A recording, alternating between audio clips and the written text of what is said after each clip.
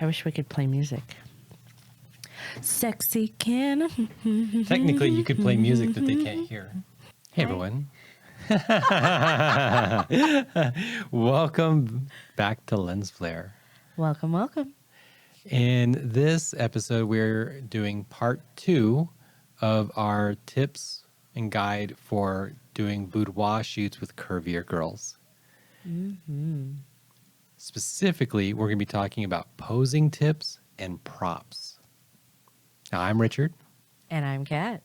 And we are the Lensflare podcast, where we talk about tips and tricks for doing photography and videography in front of and behind the camera. All right, so We're going to talk about the behind the scenes. No, I'm just kidding. we are. The behind is an important part of, a boudoir shoot in general and curvy girl boudoir shoots in particular. I mean, yes. Badonkadonk. All right. I really like... I think we're just going to jump into it because hopefully everyone's Heard the first one? heard the first one. Hopefully, right? So this is literally like part 2, like same day, same outfit. Not same drink. It's part 2 of the drink. You never know. All right. So I really like this tip.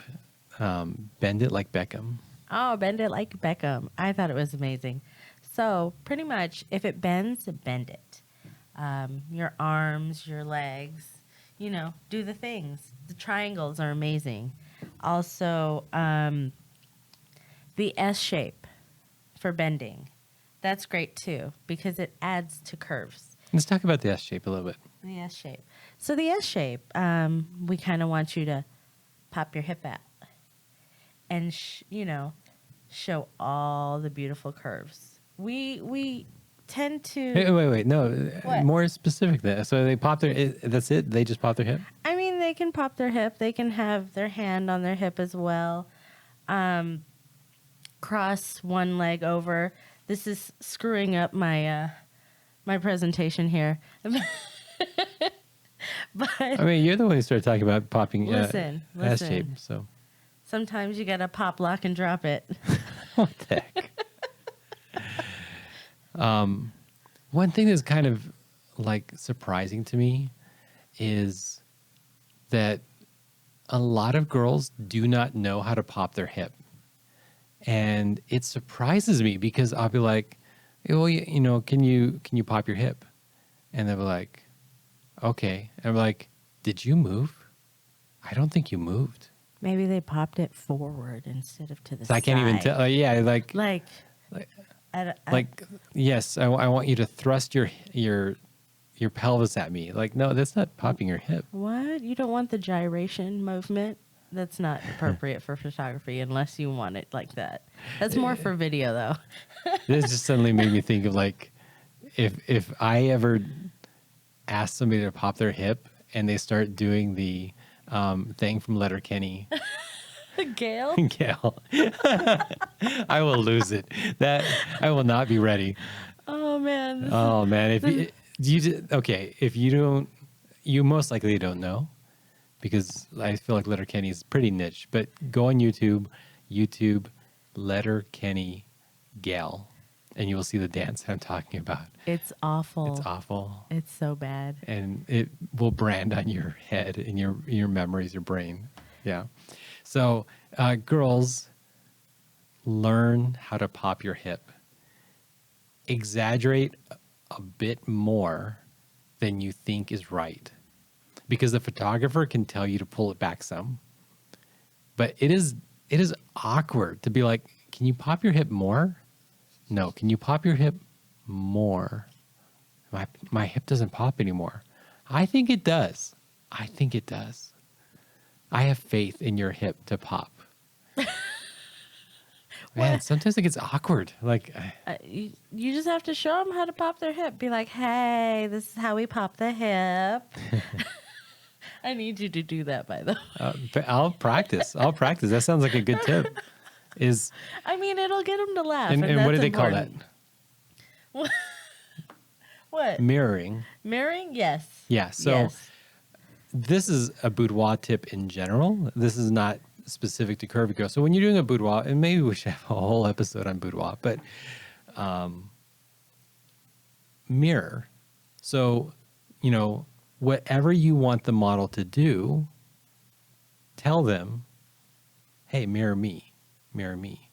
And does that mean as a male photographer, or even a female photographer, that you need to learn how to do all these things that you're telling the model to do? Yes, it does. It does. That's what it means. You have to learn how to do all these things. So, I need you to create cleavage for me. well, I did recently learn with my skin moisturizing routine that I need to make sure to moisturize my décolletage. How do you pronounce it?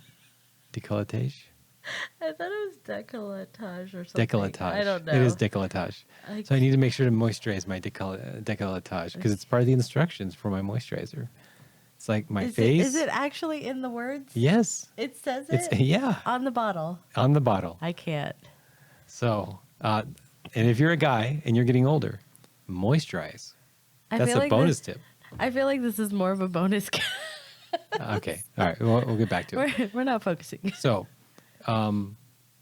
if you tell them to mirror, it can be easier for you to get them to get into these positions. Because if you can't do it, it's going to be difficult to convince your model that it doesn't look weird. And if they think it looks weird, it's going to be hard for them to, to do it and feel good about it. So what do they do with their hands? What do they do with their hands? They hide it. No, nobody likes hands. No shit. I have not had any alcohol, by the way, guys. This is all Katt. She drank enough alcohol for both of us. So you can put your hands on your hips. You can put your hands on your leg. What I did as an example was like standing. You want to do the 2/3 turn, one hand on the hip. So for the people at home not on the video, obviously you can go to the video cast and look at Katt kind of doing this while she's sitting down. But so what does 2/3 turn mean? But then you don't turn all the way.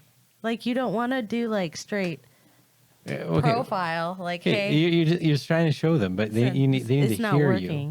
you. I don't know. I don't know how to use my word. Okay, so 2/3 turn, right? You're going to move one of your feet back behind you.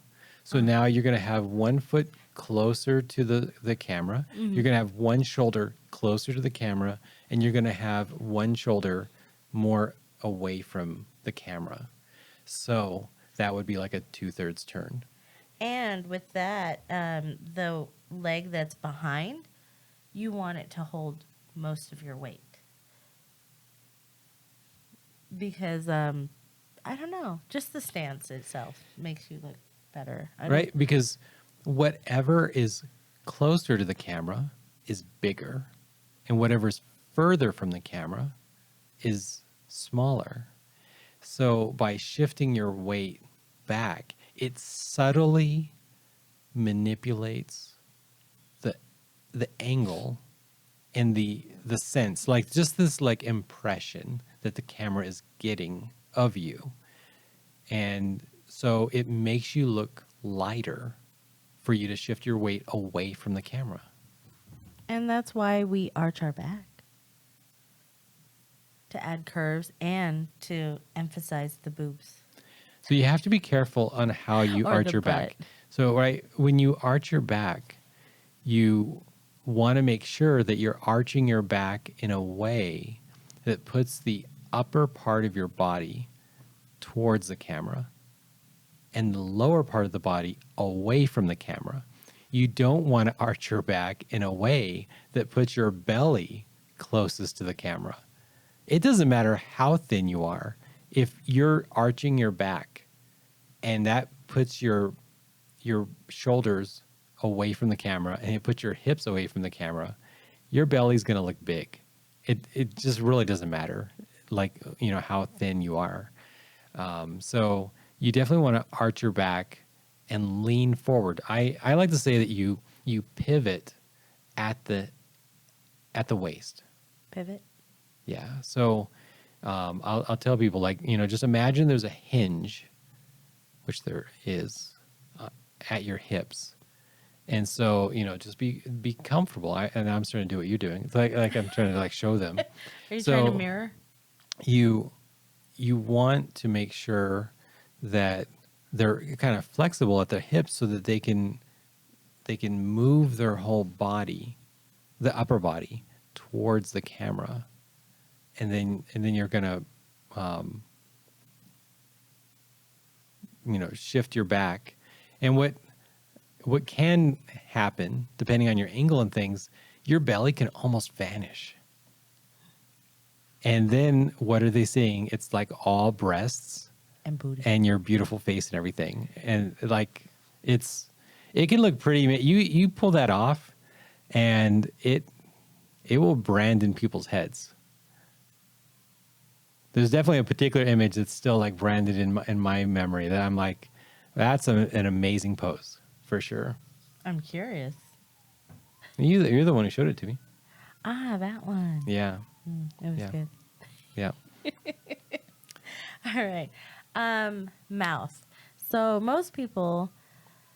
a lot of people forget what's going on in the face, and we already talked about the secret and all of that. Mouth.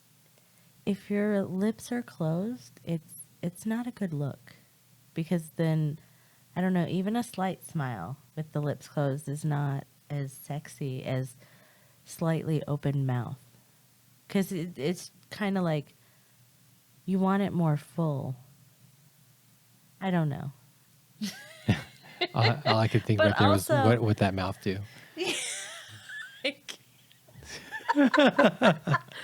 Talk a lot of crap. That's what mine does. So, right.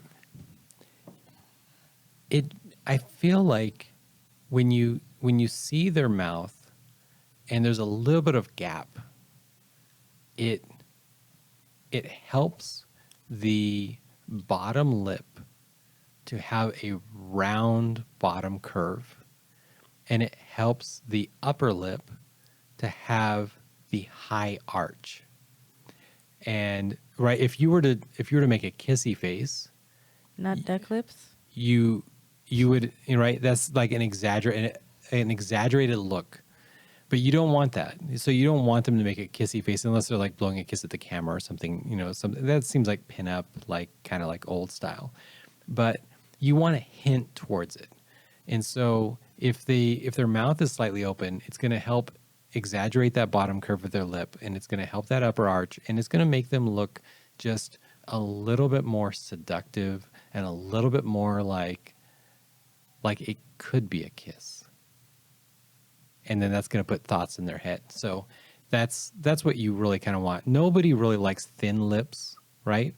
But a lot of thin lips or full lips is based off of the position of the mouth, because it's all just like muscles in there. And then number two, it's makeup, So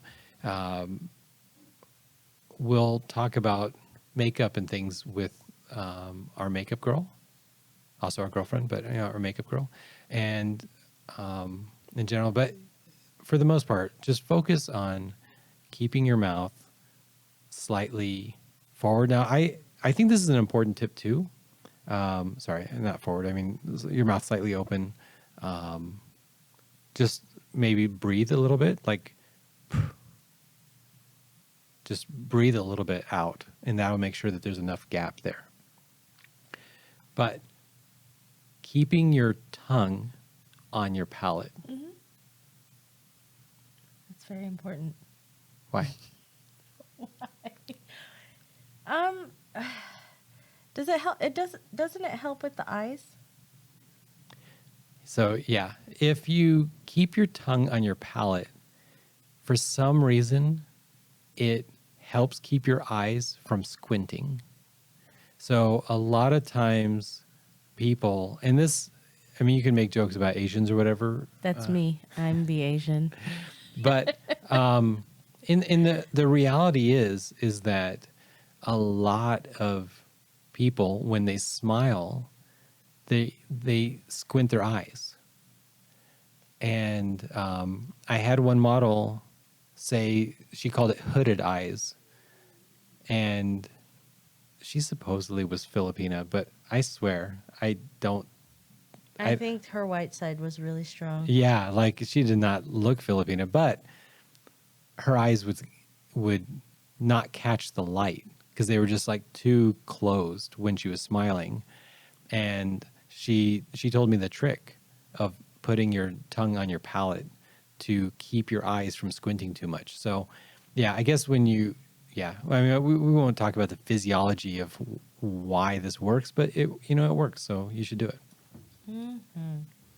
Now, I think you skipped around past turtling, I mean, and we say this all the time. the tongue on the palate was part of it. Turtling is basically the opposite of double. It's the opposite of double chin. And like I always think of the video where the girl's like, Steven. She cracks me up. So we don't want that look. That's not attractive. So what you do is the opposite and you pull your neck forward as much as you can. Just forward. So be careful about as much as you can. Well, that can hurt too. Yeah, it can make you look weird. But for the most part, and this applies to almost all photos. I do this all the time. When I know that somebody's taking a photo of me, I will shift my head just forward. Just shift it forward. And we heard a photographer call it turtling, so now we call it turtling. So please turtle. That's what we tell people, like, turtle a little bit. And it's going to stretch your neck out, which is going to make you seem younger, regardless of age. It just, makes it seem like you have a tight skin, tight neck. It's going to decrease. It's going to make it smooth. Extra chins that might show up. And it's generally just a good look. It's also going to help you keep the angle right because you're trying to create a shadow along your jawline. And so you want to make sure that the light source is enough above you that it can't highlight the bottom of your chin. So turtle, it works for all kinds of things. I've had other people ask me how do you take, as a guy, how do you take good selfies or good photos in general? Because they're like, oh, you always look, comfortable and good. And I'm like, well, I turtle. And that helps a lot because then I don't get caught in this kind of like weird position where I look like I don't have a chin or I have a double chin or something. So yeah, that all comes just from turtling. What also helps is taking the photo at eye level or above. I mean, selfie rules is my phone is always above me and I'm looking up at my phone. So that helps with the double chin. Yeah. The double chin and turtling. It also helps if the camera is above, like eye level up, then what it's doing is it's going to, and these are like general tips. So we'll talk about a lot of this more just in general, I guess. What it's doing is it's helping to separate your neck from your face. And that's because the light, the angle should be above, like lighting up your face, and it shouldn't be lighting up your neck. Mm-hmm. And so that helps create this like line, and people love that. Looks great. The shadow. The shadow. Nose. No, okay. Nose? So you have this tip on close-up.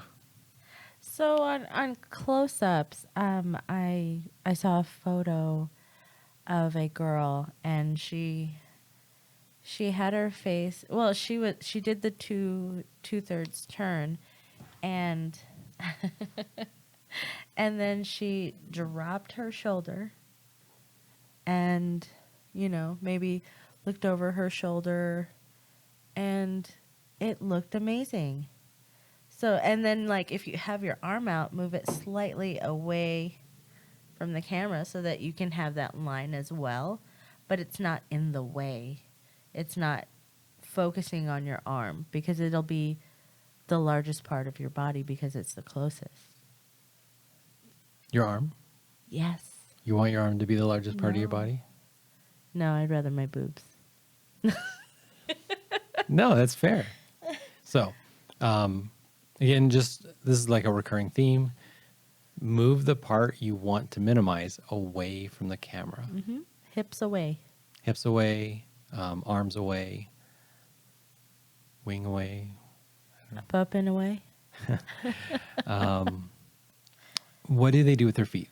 So there are a couple of things you can do with your feet. You can stand with, hip width apart because people want the thigh gap. No, just kidding.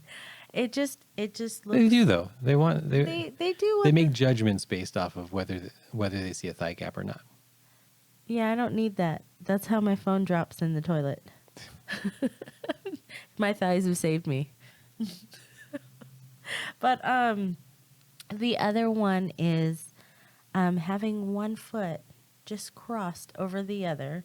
It helps create lines. So while you're doing the S, you That's can the opposite of a cross. thigh gap. Yes, Yeah. but it also adds to the The hourglass curves, shape, yeah. the curvy, the S shape, all the things, the bending. So I mean, there's different rules for different things. It just depends what you're going after. Another one is you can prop up your leg to create more triangles, right? So, right, And- in that kind of pose, typically you keep one leg straight. The leg that's closer to the camera, you keep it straight, and then you prop the other leg up into forming a triangle. So that can help make the legs look longer, which ultimately makes right the longer the person, the thinner or more proportional that their curves will look like. But some of that can be hard. Some of that can be hard because it depends on their hips and how curvy they are. Because sometimes you just don't want to do poses showing off their legs. That's fair. That's Yeah. fair. Yeah. But these tips do work for some girls. Also for boudoir, always point your toes. It just elongates your legs. Yeah. Your goal there, right, is that what you don't want to be is short and curvy. I mean, you might literally be short and curvy, but Which is me. But you don't want to emphasize in the photos that they're short and curvy. So the more they can do to make their legs seem longer, the more that the curves seem like it's appropriate, like the curves match the body, which of course they do because it's their body. And that's, they should be happy with it.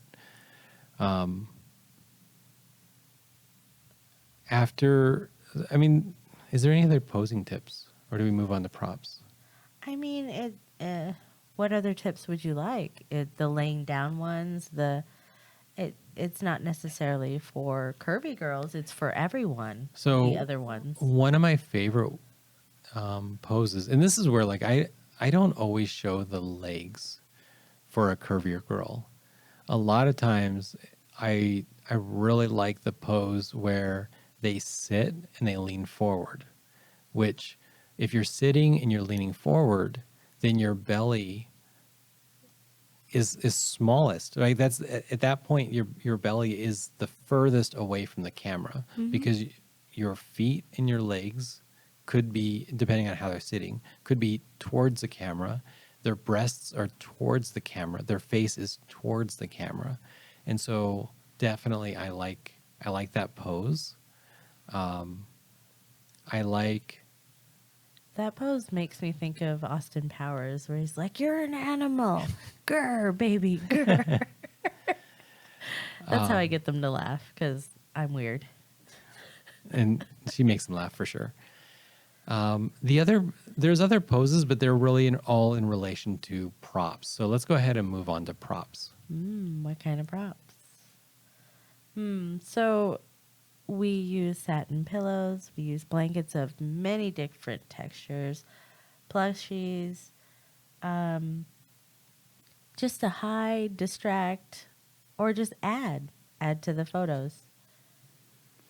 I really like, and we said this in the other podcast a little bit, but I'll bring it up just to keep it here as well, is I do really like when you act like the girl is bashful and shy, and she uses a teddy bear or she uses a blanket, and she just happens to put it in front of a trouble area.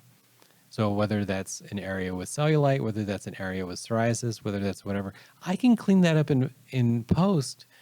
But how much better does the girl feel when the photos look like them and they don't, like, if there's scarring, just for example, like if somebody had like a really bad scarring somewhere and they see a photo of themselves, but I've photoshopped out the scarring, they know that, oh, this photo looks beautiful. Oh, but it's not me either.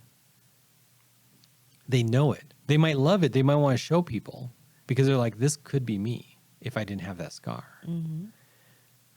But if it's them, but they're holding a teddy bear, or if they're holding blankets up underneath their breasts, which, by the way, when they're holding the blanket as if it's to like cover up their nudity, even though they're kind of showing more, it also gives them a way to use their wrists to hold up their breasts, which can give them additional support. You also use your arms too. Well, whatever part of your arm that you want to, Yeah, whatever, the depending on what you're What doing. pose you're doing? Like I'm talking about this pose.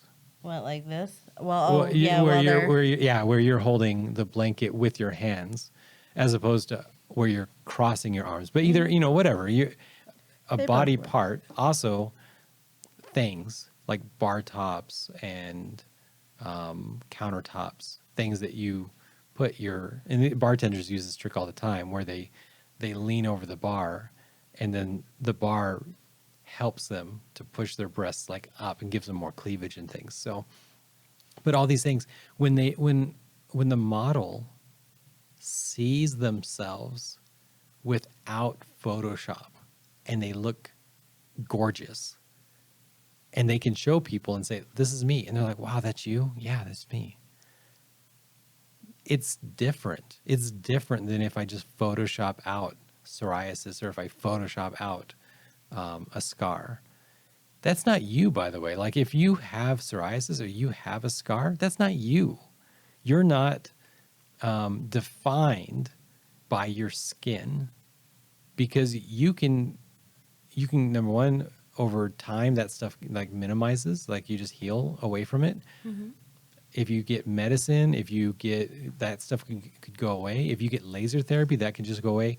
And you can't possibly be so fragile that the scar or the psoriasis is you, but then you get a laser treatment and it's gone. And now laser treatment changed you. That laser treatment didn't change you. It changed your skin. That skin is not you. So you should really think of your skin as a more or less palette, a canvas that you can, it has bad days, it has good days. You can paint it with makeup. You can decorate it with tattoos. You can treat it with surgery. It's not you. It's just this thing that you have that you can manage. And so you're not less of a person because you have psoriasis or cellulite or this or that. It's just a thing you have. And sometimes the things we have, we don't like. Sometimes you live somewhere and you're like, oh man, this doesn't look as good as I'd like. But you can work on it or not. It's your choice. And you can work on skin or not. It's your choice, but it's not you. So you don't need to worry about that. Mm-hmm. Mirrors. I love mirrors. And when I say mirrors, a lot of times in the photos we share, you'll see other reflective surfaces, just like a window. So any reflective surface, water, a shower glass stall, anything like that, I love to mirror the person. So with the mirror, you really want to repeat their curves that you want to see. So if you can show their breasts twice, if you can show their breasts once because it's close to the camera, and then they can see their butt in the mirror, that's amazing. If you can show cleavage twice, it all depends on your angle, right? Because you can you can reveal the other side of their body because the other side of the body is closest to the mirror and you can see the mirror. And so that's something your camera can't see. Your camera can't see you and the back of you at the same time, but with a mirror or a reflective surface, it can. So that is something I really like. I think it's just people love it in general. You can fake it sometimes. You can Photoshop in. If you don't think it's enough, you can literally take the person's body and then like copy it, clone it, mirror it, and do all that kind of stuff. But how much easier is it if you can just take the photo? Actual image. Yeah, the actual image. I love it. It's really cool because it just provides a different perspective in the same photo. Yeah. It makes it more like you're there. Yeah. So any other props? I mean, there's always plenty of I mean, there's always plenty of props. props, but props for curvy girls. I mean, we did blankets, so it's like scarves would work too and different things, but I feel like the important point here is just everything we've been talking about is, decide the parts that the girl likes. She's like, she's so proud of her breasts, or she's so proud of her smile, or she's so proud of her ass. Whatever it is, you want to use the props, the poses, and the outfits to hide the things they don't like so that you can emphasize the parts they do like. And whether they're a customer or whether you're doing an art thing that you're trying to publish in a magazine or on your Patreon or whatever, you just want the parts that you want to emphasize to be closest to the camera and not distracted from, and the parts that you don't want to see so much of, you want all of that to kind of vanish by putting it far from the camera or putting stuff in front of it that seems natural. That's the key. Is you want all this to look like it's just like, oh, she just woke up and she looks like this. That's what you want. Because if it looks like you're trying to hide something, that's where your eyes will go. So you have to do this in a very natural way. yep, I woke up like this.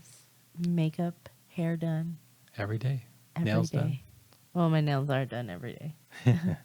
Just not new nails every day, but There you go. they're done. All right. So with that, we are going to end this episode here. I hope you liked it. Mm-hmm.